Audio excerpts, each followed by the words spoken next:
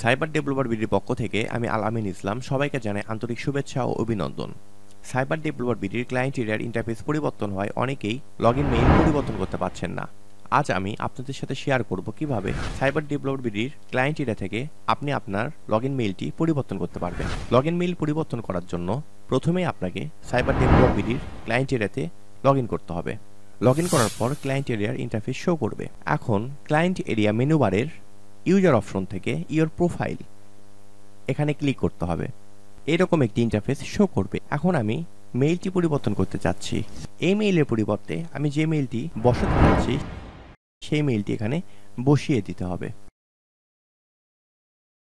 দেন save change বাটনে click করতে হবে। এখানে একটি মেসেজ শো করছে, চেঞ্জেস সেভড সাকসেসফুলি, মানে আপনার মেইলটি সাকসেসফুলি পরিবর্তন হয়েছে। এইভাবে খুব সহজে সাইবার ডেভেলপার বিডির ক্লায়েন্ট এরিয়া থেকে আপনি আপনার মেইলটি পরিবর্তন করতে পারবেন।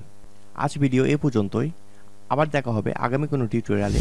এ পর্যন্ত সবাই ভালো থাকবেন, সুস্থ থাকবেন। ধন্যবাদ।